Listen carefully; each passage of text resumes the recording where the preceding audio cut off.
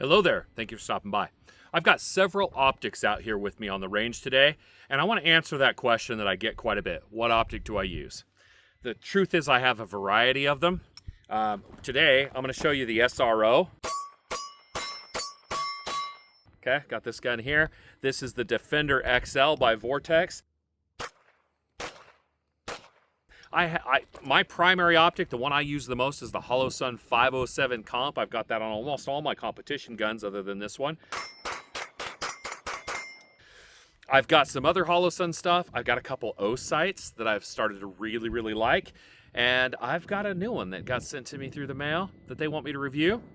It's a really cheap Chinese knockoff. Let's see how it goes. Let's get into it. Shooter, make ready.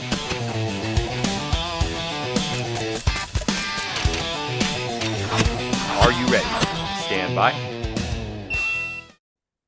All right, as you can see, I'm back in the home office. I got really wordy out on the range, and it was going to take me longer to edit that thing down to something that wasn't boring than it is just to record it and just be more concise. So here I am. That's what I'm going to do for you. So I have narrowed it down to really 4 things that you need to ask about an optic. Look, we are in the golden age of optics. I haven't found one yet that I would not say is a fine optic. If you find an optic out there and it fits these 4 things I'm about to suggest, get the optic. It's going to be fine, right? So let's go through those.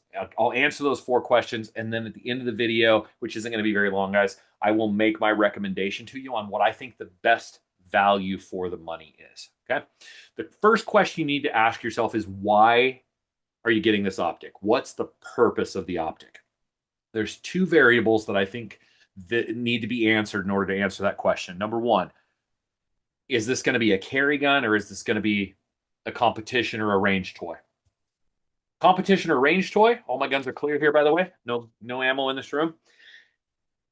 Competition or a range toy, nice big window, go for it. Get something big, get something you're never going to have to search for that dot. Get something that's got a nice big window on it. It's just convenient. If it's a carry gun, consider how much space that's going to take up, right? Consider how much it's going to impede you to have a big box up here, and consider something a little smaller, okay? If you are going to be like I am, this is my hunting handgun. I recently did a javelina hunt out in the desert where I was on a 4-wheeler all day, out in a really dusty area. It was on my chest. It was constantly getting dirt. This is an enclosed optic. These open emitter optics, you could get dirt or lint or something in there that could block the emitter that's projecting that dot. On an enclosed optic, you don't have to worry about that. You see these guys carrying those aim points, the big rectangles that are up here. That's why those exist, is to keep everything out of there, and all you got to worry about is whether the glass is clear or not, which is very difficult to make the glass dirty enough you couldn't see the dot through it, right?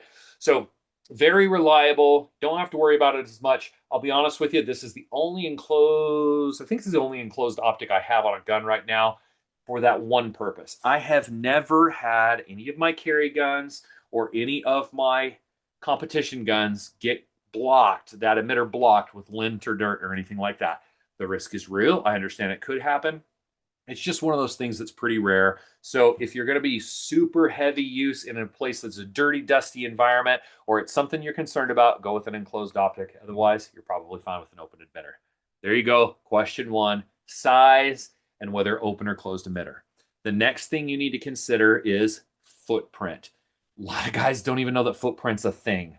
So if you're kind of new to putting optics on the gun, this is something that you need to watch out for. I had a buddy of mine that got a gun and then got online and ordered the first dot that he saw, came in, 2 things don't go together, right? Didn't have the right plate to adapt to that optic, and it was a pain in the butt. So you need to know what footprints your gun will take, what plates came with the gun, and what are your options, and then order an optic that will fit it. The 2 main footprints out there that you need to be familiar with are RMR and DeltaPoint Pro. So the RMR footprint, that is a Holosun. It has an RMR footprint. Most of the RMRs, it's going to take a plate, and most guns come with an RMR plate. So you're going to be able to, most commonly, you're going to be able to mount an RMR footprint to the gun that you purchase. Glock, for instance, you would have an RMR plate, so I could have an RMR footprint optic on here, but I went with the Holosun. This is the SCS, is that what it is? Yeah, SCS-MOS. It's a direct mount right to the gun. I wanted it as low as I could because I'm going to carry this one concealed a lot. So it's something that I wanted, just a very low mounted optic on there, and that works out great. I can co-witness with the sights that are on here. It's a perfect setup for that gun. When I got my SIG P211 GTO, this SIG has a proprietary footprint for their optics, but they also happen to fit the DeltaPoint Pro footprint. So the Vortex Defender XL, DeltaPoint Pro footprint. So I was able to direct mount that to this gun, didn't have to worry about plates or anything, put it on the gun, went out to the range and zeroed it right away. It always sucks to have to wait. So don't do that to yourself. Make sure you know the footprint and go from there. And then finally, battery life. I get that question a lot. Here's what it comes down to.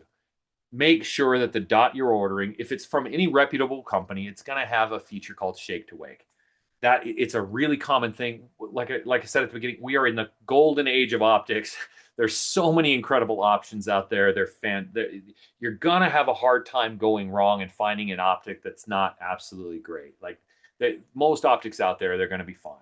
Shake to wake is a feature where it turns off automatically when you put the gun down or put it in the safe or whatever. It's going to turn off. Saves so much battery life. You just want to get one that when you pick it up, it immediately comes back on. This is an optic from CVLIFE. This is the only optic that I've ever even seen a delay on.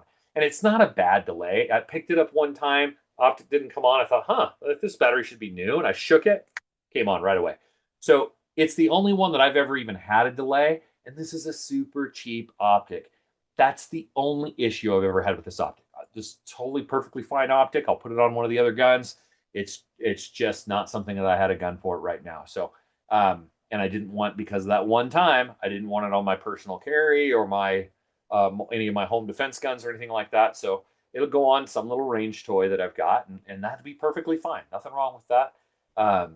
But just be aware that if that's something you want. If you go with Holosun or Osight or Mecanik or DeltaPoint or Vortex, all of those are going to be very reliable for that shake to wake, and it's going to save you thousands of hours of battery life because it's going to, when it's sitting dormant, the light's off, and you don't have to be worried about it like killing battery life. I have a couple of batteries in hunting scopes that I've got, and the amount of times I forget to turn those dadgum things off when I put them in the safe, I've replaced more batteries in those things because I'm an idiot than in any of my handguns at all. So just, it'll last you years. Get shake to wake. It should absolutely be on every optic out there. So get a reputable one. You won't have to worry about that.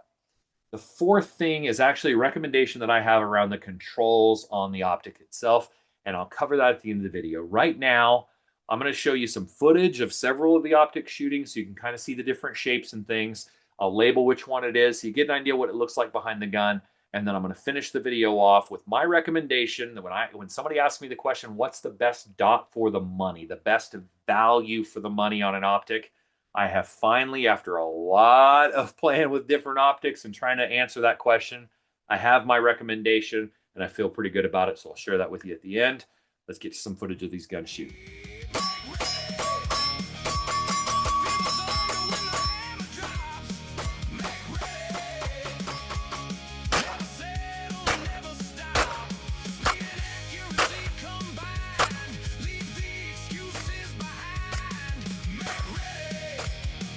This is your time.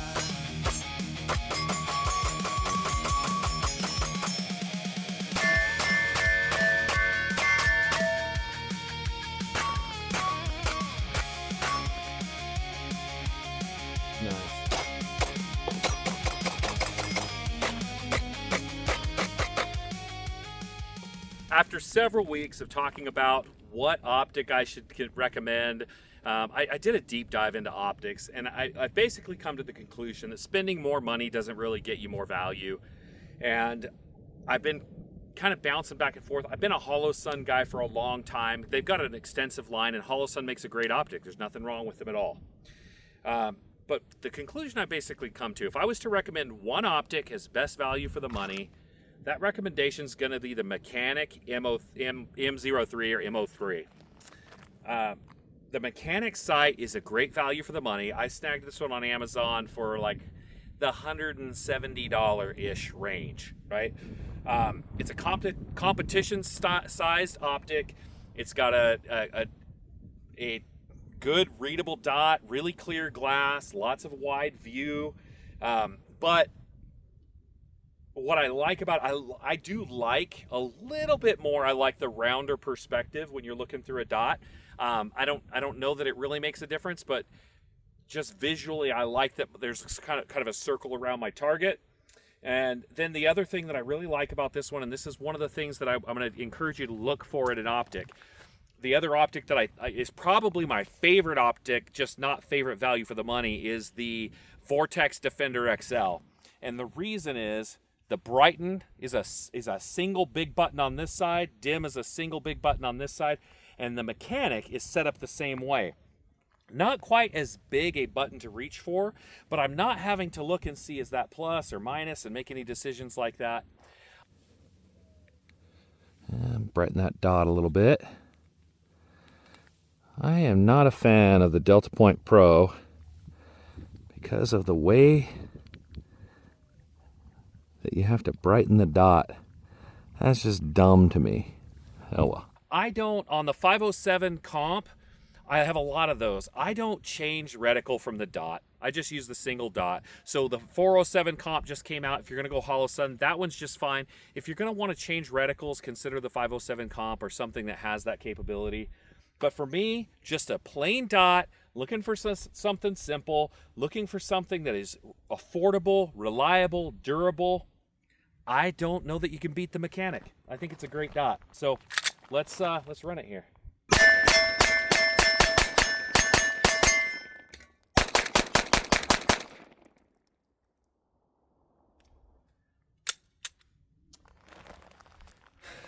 I like the shape of the dot. I think it's a good looking dot. It's got a little bit of a funky, like these little horns on it. So it's a little bit odd. I'll show you my perspective on it. So there you go. You can see the dot in there. It's a good comfortable dot, plenty of size. I'm not hunting for the dot. I can brighten and dim just on the same side there. So maybe they're for you viewers that are kind of looking through if I've got that where you can see through my perspective there, you can kind of see what I'm looking at. But yeah, my recommendation, best dot for the money, go with the Mecanik MO3. That's the one. If you like this kind of content, like, subscribe. I appreciate you. Thanks for stopping by. We'll see you out on the range.